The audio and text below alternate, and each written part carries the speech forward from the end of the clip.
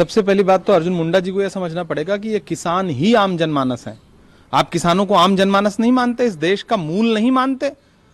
वो आदिवासी नेता हैं, उनके मुंह से ऐसी बात, ये तो बड़ी विडंबना वाली बात है। किसान इस देश का मूल है, ये देश किसान प्रधान देश है।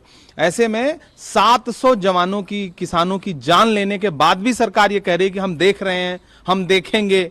कब तक देखेंगे आप? तुझको कितनों का लहू चाहिए अर्ज़े वतन, कितनी आहों से कलेजा तेरा ठंडा होगा, और कितनी कुर्बानियां आप मांगते हैं। और जब किसान प्रदर्शन करने के लिए, एक लोकतांत्रिक देश में किसान प्रदर्शन करना चाहते हैं, तो आप उनके सामने कटीले तार बिछा रहे हैं, आप कीले लगा रहे हैं। जो आपको चाइना बॉर्डर पे करना चाहिए था, वो आप किसानों के साथ दिल्ली बॉर्डर पे कर रहे हैं। इससे शर्मनाक क्या हो सकता है? पिछली बार भी ऐसी ही परिस्थितियां थी, किसान साल भर चुपचाप बैठे रहे। 700 किसानों की शहादत के बाद भी सरकार जब बेशर्मी के साथ कृषि कानून, काले कानून वापस लेने पे मजबूर हुई, उसके बाद जो वायदे प्रधानमंत्री जी ने किए थे, क्या वो पूरे किए?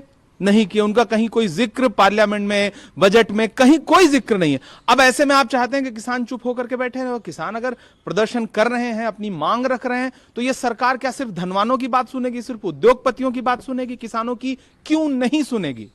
सर, हरियाणा के इसके पीछे राजनीति हो रही है। आम किसान जो है वो जानता है कि इस सरकार ने जो उसके लिए किया है और किसी सरकार ने नहीं किया, इसके पीछे राजनीति हो रही है। क्या यही किया कि प्रतिदिन 31 किसान इस देश में आत्महत्या कर रहे हैं? यही किया है?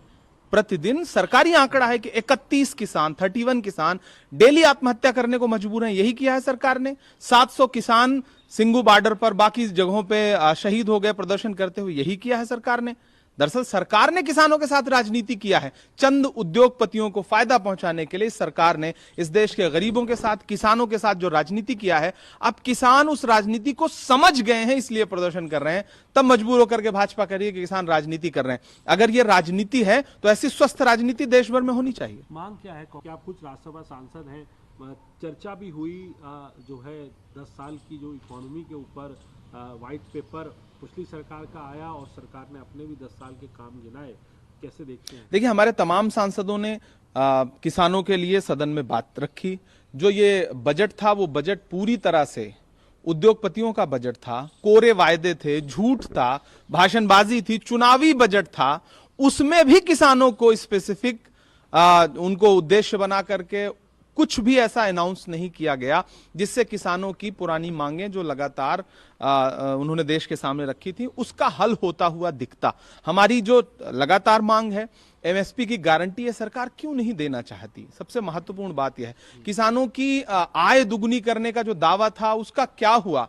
उस पर प्रधानमंत्री जी को एक श्वेत पत्र लाना चाहिए ना। जब आप पिछले 10 साल पहले की सरकार पर श्वेत पत्र ला रहे हैं, तो ये 700 किसान शहीद हुए थे और जो किसान प्रदर्शन कर रहे हैं, उन पे एक श्वेत पत्र लाइए ना निर्मला सीतारमण जी, क्यों नहीं ला रही हैं? आखिरी सवाल सर आपसे है, महाराष्ट्र की ही राजनीति में कांग्रेस के लिए बड़ा घटनाक्रम हुआ जब अशोक चौहान ने कल कांग्रेस पार्टी छोड़ दी और आज भारतीय जनता पार्टी का दामन थाम लिया है। किस तरीके से देखते हैं?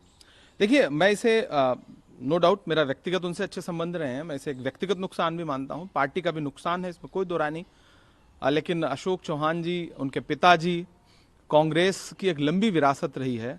मुझे लगता है वो भारतीय जनता पार्टी में किसी बहुत बड़ी मजबूरी की वजह से गए होंगे। और उनकी बाइट भी मैंने सुनी, वो बहुत सहज नहीं थे। तो ये सरकार जिस तरह से विपक्ष को तोड़ने के लिए, चूंकि महाराष्ट्र उनके लिए आज भी अभेद किला है, उन्होंने जनता को तोड़ने के चक्कर में नेताओं को तोड़ा, एनसीपी को तोड़ा, कांग्रेस को तोड़ने की कोशिश, शिवसेना को तोड़ दिया। लेकिन नेताओं को तोड़ ले रहे हैं, जनता नहीं टूट रही है। जनता में भारतीय जनता पार्टी के खिलाफ गुस्सा है। और जो भारतीय जनता पार्टी का इंटरनल सर्वे है या फिर बाकी एजेंसियों के सर्वे हो, उसमें भी लोकसभा चुनाव में जो महाविकास आघाड़ी का गठबंधन है, वो अभी भी इनसे बहुत आगे बढ़त पर है।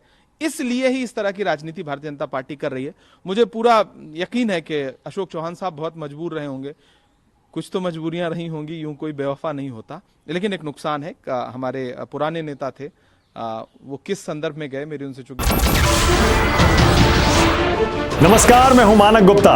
अगर आपको हमारा ये वीडियो पसंद आया हो तो इसे लाइक और शेयर जरूर करें, और हां, हमें सब्सक्राइब और फॉलो करना ना भूलें ताकि आप देश और दुनिया की कोई खबर मिस ना करें।